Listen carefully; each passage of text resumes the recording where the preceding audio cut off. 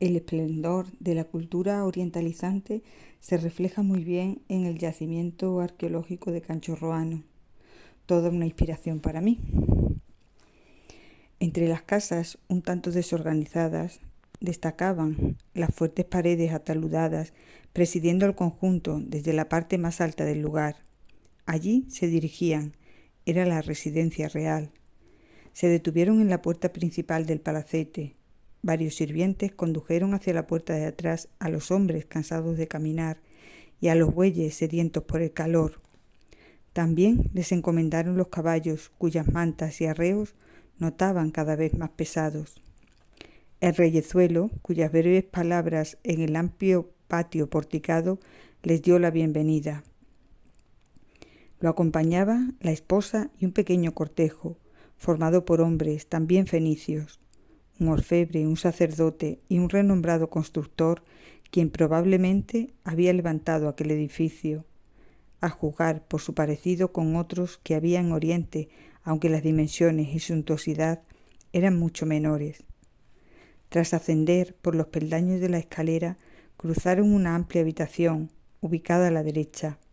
Estaba oscuro y no dio tiempo suficiente para que sus ojos distinguieran más allá de un suave tono rojizo envolviendo unas maderas talladas. Era un lugar acogedor y sugerente. Siguieron el pasillo y a la izquierda dejaron una luminosa estancia alargada con escasa decoración y mobiliario. Apenas había unos taburetes colocados alrededor de un estrado y algunos objetos cuyos perfiles vagamente distinguieron. Al fondo estaban los dormitorios. Daba la sensación de que habían improvisado algo nuevo. En el centro de la habitación estaban las camas, que eran estrechas, tal vez, pero muy cómodas, y junto a la puerta había varios muebles donde colocar la ropa y objetos personales. Las paredes estaban pintadas de blanco, acentuando de esta forma las dimensiones y luminosidad de la estancia.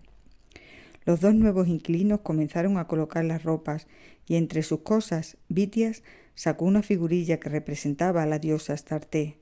Era un exvoto para depositar en el templo como recordatorio para obtener favores o en agradecimiento de quién sabe qué. Sin más demora, Bitias y Zacar bajaron hasta el templo, ubicado en un altozano frente al pueblo, entre el río y la casa real. Era un edificio nuevo, estructurado en torno a un patio central. Se habían esmerado en algunas habitaciones, sobre todo en las de carácter sagrado, recubriendo los suelos con sencillos mosaicos. En una de ellas, afanado, el sacerdote encendía la llama eterna sobre el altar. No llamaron su atención, tampoco la de un santón, que en la dependencia contigua retiraba los esvotos para enterrarlos en zanjas próximas a la entrada lateral.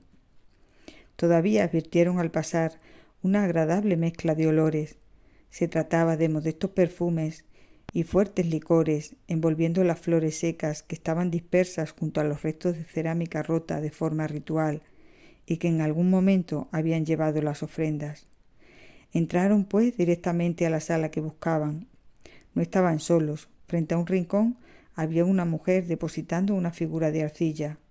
Al aproximarse los dos hombres, ella se volvió y enseguida ocultó su rostro avergonzada. Bitias ofreció también su figurilla de bronce. Al salir de allí, caminaron durante algún tiempo por los alrededores del templo y al anochecer volvieron al palacete para asistir a la cena que habían organizado en su honor. Después de ataviarse con la indumentaria adecuada, pasaron a la habitación roja donde les aguardaban los empleados para servir la comida. Se sentaron todos alrededor de una mesa y entonces sí hubo tiempo para recrearse observando el entorno que los acogía. La abundante luz de las chispeantes antorchas temblaba. Aquella iluminación era suficiente para ver más allá de la simple talla en los muebles y llegar incluso hasta los bosques de biblos, proveedores de excelentes ebanistas. La comida se enfriaba, así pues atendieron a paladear aquello que les habían presentado como espléndidos manjares. Sobre todo, degustaron pausadamente el exquisito asado de un ciervo joven con sabrosa carne. El pescado lo cubrían con una espesa salsa blanca y su sabor les resultó muy extraño.